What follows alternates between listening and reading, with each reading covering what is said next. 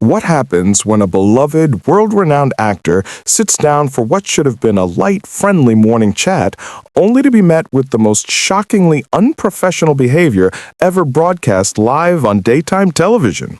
It took only 37 seconds for one unexpected comment from the host to reveal her true attitude and leave millions of viewers stunned into silence.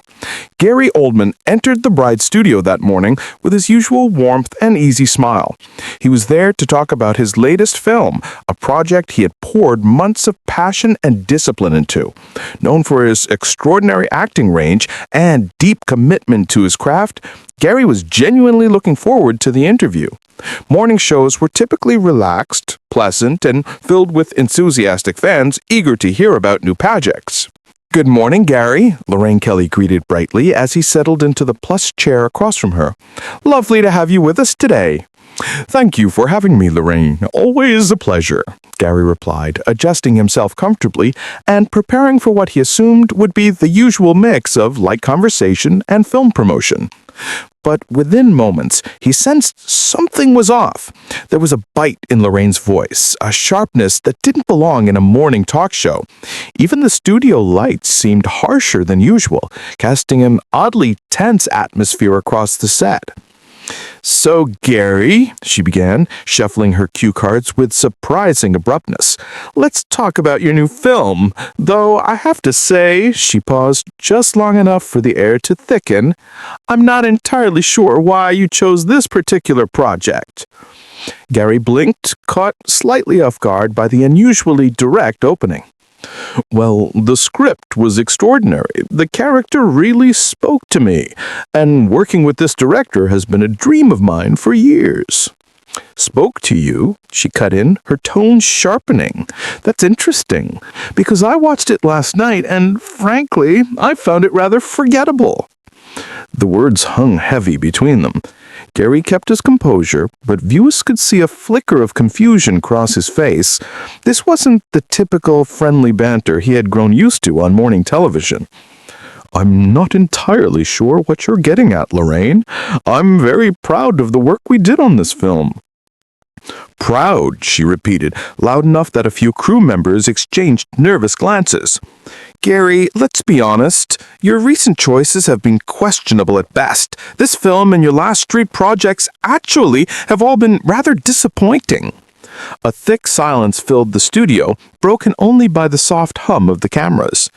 Gary's jaw tightened ever so slightly, but he refused to break. "I appreciate your opinion," he said calmly, "but I respectfully disagree. I choose projects based on story, character, and the creative team. Commercial success isn't always my priority." "Creative team?" She laughed, though it carried no warmth. "Gary, come on, you're not 25 anymore. Maybe it's time to be more realistic about the roles you're taking." The remark landed like a blow. For a second, his eyes flashed with hurt, then discipline took over again. "I don't believe age limits an actor's ability to tell meaningful stories. Experience enhances the craft." "Does it, though?" she pushed, oblivious or indifferent to the discomfort spreading through the studio. "Because from where I'm sitting, it looks like you're just taking whatever you can get these days." Gary leaned back slowly, the reality settling in. This wasn't an interview anymore. This was an ambush. And that was the moment Gary truly understood. He had walked straight into an ambush. The realization settled over him slowly, like a curtain descending across a stage.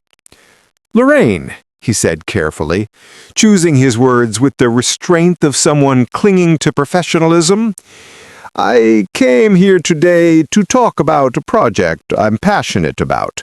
I wanted to share that enthusiasm with your viewers.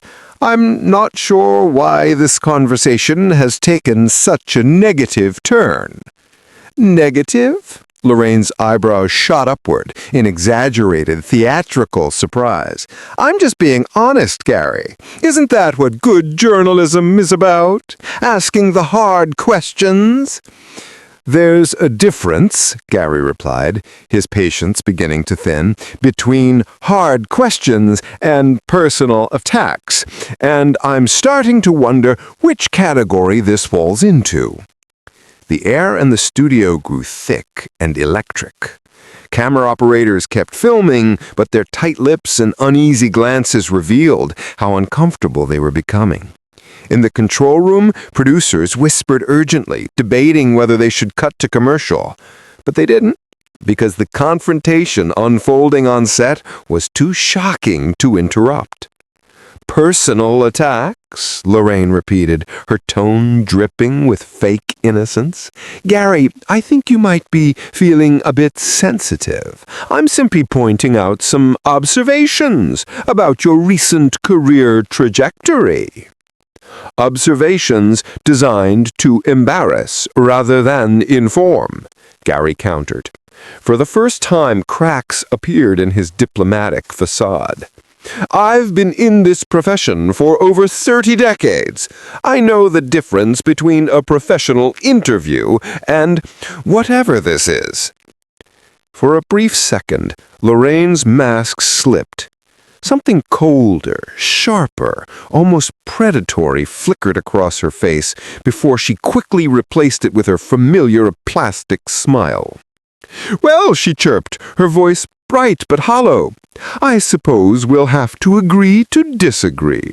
But let's move on. Your personal life has been quite colorful over the years, hasn't it? Gary's entire demeanor shifted. The room felt it. The line had been crossed. This was no longer about cinema or artistry. Lorraine had stepped into territory that no host with journalistic integrity should touch without permission. I think we should stick to discussing my work, Gary said firmly.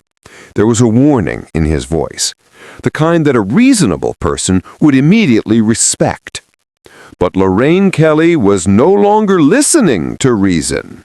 Oh, but Gary, surely your fans are interested in the whole person, not just the actor. And you've certainly given them plenty to talk about over the years, haven't you? Gary's hands tightened around the arms of his chair, knuckles whitening. Lorraine, I came here today as a professional courtesy. My personal life is not up for discussion.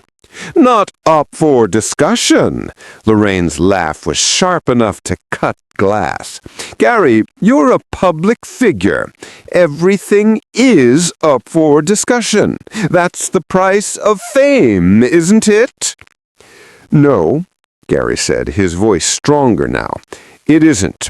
There's a difference between being a public figure and being public property. I have the right to privacy. Everyone does. But the host wasn't finished. She leaned in even further, eyes gleaming. Privacy. That's rich, coming from someone with such, let's say, dramatic relationships. Tell me, Gary, you think your personal choices affect how audiences perceive your characters? It was a loaded question, crafted to force him to defend himself against accusations that hadn't even been spoken aloud. A masterfully hostile tactic. I believe audiences are intelligent enough to separate an actor from the roles they play. They don't need tabloid gossip to enjoy a film. Tabloid gossip? Lorraine's voice rose with false indignation. These aren't rumors. These are well-documented events. Your marriages, your difficulties. The word hung in the air like poison. A couple of crew members shifted anxiously. Gary's eyes hardened. You need to be very careful about what you're implying, Lorraine, he said, his voice low and controlled, but unmistakably dangerous. Implying, Lorraine replied, her face alight with the thrill of the spectacle she was creating. I'm not implying anything, Gary. But everyone watching knew she was. And Gary knew it too. I'm stating facts, Lorraine said, her voice razor-sharp. Your life has been tumultuous, hasn't it? All those relationships, all that drama. It makes men wonder about your judgment. That was it. The line had been crossed so unmistakably that the entire atmosphere in the studio shifted. Gary's professional mask, maintained with decades of experience and discipline, finally cracked. The anger underneath wasn't explosive or theatrical. It was righteous, cold, and controlled. My judgment? Gary repeated softly. His voice was calm, but it carried far more force than a shout ever could. You want to talk about judgment, Lorraine? Fine. Let's talk about the judgment of a talk show host who thinks it's appropriate to ambush a guest with personal attacks and insinuations. For the first time, Lorraine's smile faltered, flickering, as if she had momentarily lost control. But the lapse was brief. She straightened, lifting her chin defiantly. I'm just asking questions, Gary. If you can't handle a few questions, Gary cut in sharply, the last remnants of his composure slipping away. These aren't questions. This is character assassination disguised as journalism.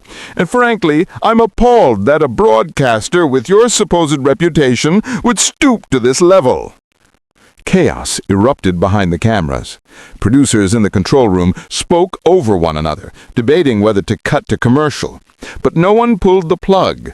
What they were witnessing was raw, real, and unprecedented. Television history in the making. Character assassination, Lorraine echoed, her voice rising to a shrill, defensive pitch. I'm just asking questions, Gary. If you can handle a few questions, cut in sharply, the last remnants of his composure slipping away. These aren't questions. This is character assassination disguised as journalism. And frankly, I'm appalled that a broadcaster with your supposed reputation would stoop to this level. Abuse, Lorraine practically screeched. You're being ridiculous. I'm asking perfectly legitimate questions. Legitimate? Gary let out a bitter laugh. There's nothing legitimate about anything you've done today. You've been hostile, unprofessional, and frankly, cruel. The word hit Lorraine like a slap. Her face contorted, and all remaining traces of professionalism evaporated. How dare you, she hissed, rising from her own chair. How dare you come on my show and call me cruel? I've been in this business for years. I know how to do my job. Do you? Gary asked quietly. His calmness only underscored her unraveling state.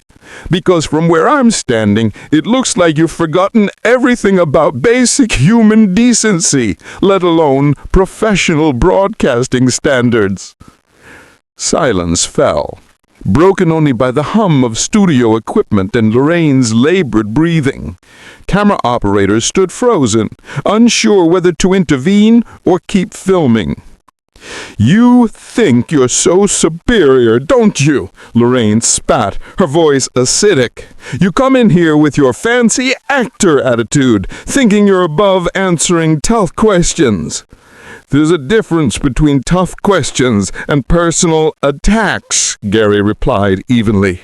And what you've done today crosses every line of professional conduct imaginable. Professional conduct? Lorraine's voice dropped to something venomous. Don't lecture me about professionalism, Gary. At least I show up to work sober. The words detonated like an explosion. A collective gasp rippled through the studio. Producers in the control room shouted in horror. Camera operators froze mid-movement.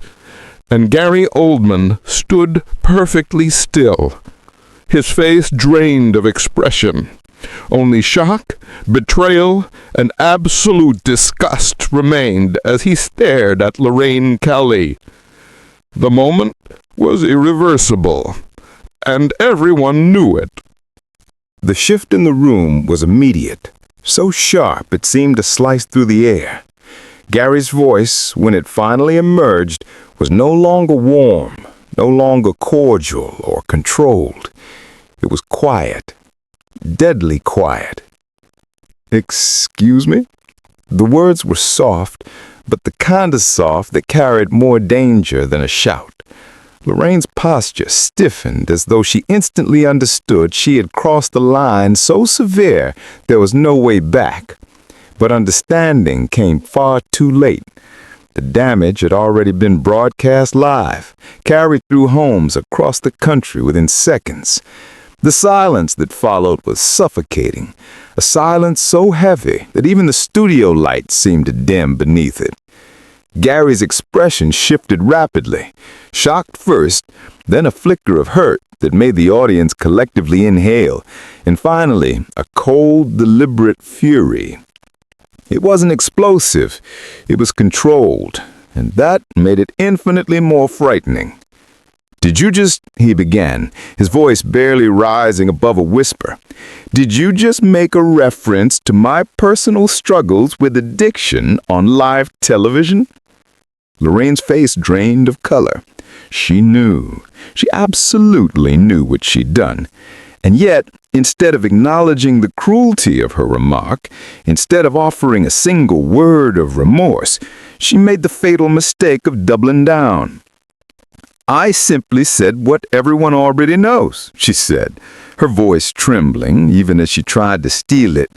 "If you can't handle the truth," Gary's voice sliced through hers effortlessly.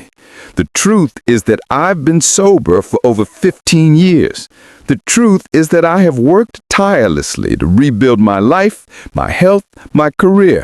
And the truth is that what you just said on national television is one of the most disgusting, unprofessional comments I've ever heard in this industry."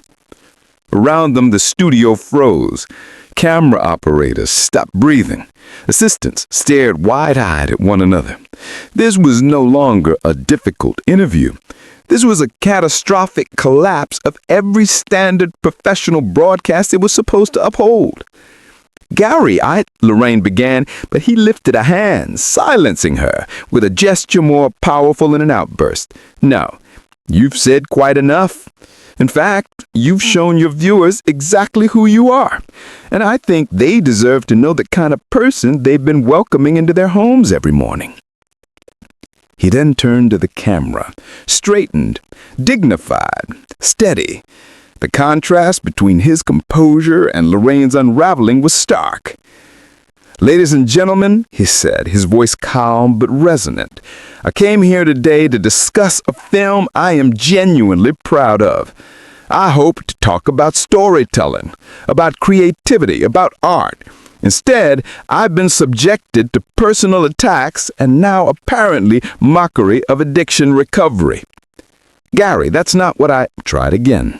Please don't," he said quietly, not even looking in her direction. "You've done enough for one morning." He turned back to the camera, the weight of his words landing with absolute clarity. "Recovery is something millions struggle with every single day. It is not a joke. It is not gossip fodder, and it is certainly not ammunition for a talk show host who's run out of legitimate questions. It is a personal, difficult, life-altering battle that deserves respect, not ridicule." His words stunned the studio into complete stillness. Even the crew, seasoned by years of behind-the-scenes chaos, looked moved by his composure in the face of such blatant cruelty. "You can't just give a speech to the camera," Lorraine protested weakly, her authority dissolving in real time. "Your show, Lorraine, this ain't show anymore.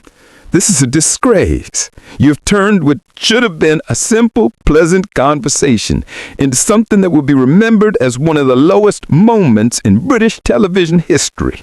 "That's ridiculous," Lorraine snapped, but even she seemed to hear how weak her own voice sounded.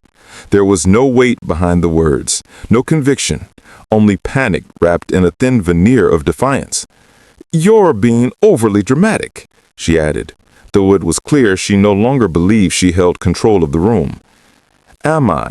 Gary asked quietly. "Lorraine, In the space of 20 minutes, you've attacked my career choices, questioned my judgment, invaded my privacy, and then, just for good measure, made jokes about my recovery from addiction. If that isn't dramatic enough for you, then I genuinely don't know what would be." The studio fell into an almost unnatural stillness. The hum of the air conditioner filled the silence, low and steady, the only sound in a room full of people holding their breath. Every crew member, every assistant, every person behind a camera knew they were witnessing a moment that would be replayed, analyzed, and talked about for years. Gary continued, his voice calm but cutting. "I think your viewers deserve better than this. They deserve a host who treats guests with basic human respect. They deserve someone who understands the difference between journalism and bullying." "Bullying," Lorraine said, her voice cracking. "Gary, I am not a bully." "Then what do you call what just happened here?" he asked, his tone soft but devastating. "What do you call attacking someone's personal life, their recovery, their career? What do you call using someone's vulnerability as a weapon?" Lorraine stared at him, her mouth open slightly, but no words came out. For the first time in the entire interview, she was speechless. Truly, absolutely speechless. Gary stood, picked up his jacket from the back of his chair, and looked directly at her one last time. This expression wasn't anger anymore. It was something far heavier. "I hope," he said softly, "that when you watch this back, you'll see what everyone else has seen today. I hope you'll understand why I can't stay here any longer." "You can't just leave?" Lorraine said suddenly, desperation breaking through. She sounded nothing like the confident host she had been at the start of the segment. Her composure had completely collapsed. We have more to discuss." "No, Lorraine," he replied, and the finality in his voice was unmistakable. "We really don't. You've made it abundantly clear that you're not interested in discussing my work or anything remotely constructive, and I'm not interested in being your punching bag." He turned toward the exit. Then, after a brief pause, he looked back at the camera, straight down the lens, as though speaking intimately to every viewer at home. "To anyone watching who may be struggling with addiction or any personal challenge, please know this: recovery is possible. You deserve respect, compassion, and support, and your struggles do not define your worth as a human being." The sincerity in his voice hung in the air long after he spoke the final word. The studio was frozen as he walked off the set, leaving behind a thick silence and a television host whose true character had been exposed for the world. Lorraine stood rigid behind her desk, her expression an unstable mixture of shock, anger, panic, and perhaps for the first time a faint glimmer of shame. The cameras were still rolling, capturing every flicker of humiliation that crossed her face. "Well, I suppose we'll have to take an early break." But the damage was already done. In less than 40 seconds, a single cruel comment had obliterated her credibility and revealed the unkindness she had hidden behind years of polished professionalism. Gary Oldman walked away with his dignity intact. Lorraine Kelly, on the other hand, was left to confront the consequences of her own behavior. What was meant to be a simple promotional interview had instead become a masterclass in how quickly a career can be shattered by cruelty, by unprofessionalism, and by the complete abandonment of basic human decency. And every devastating second had unfolded live for the entire world to witness.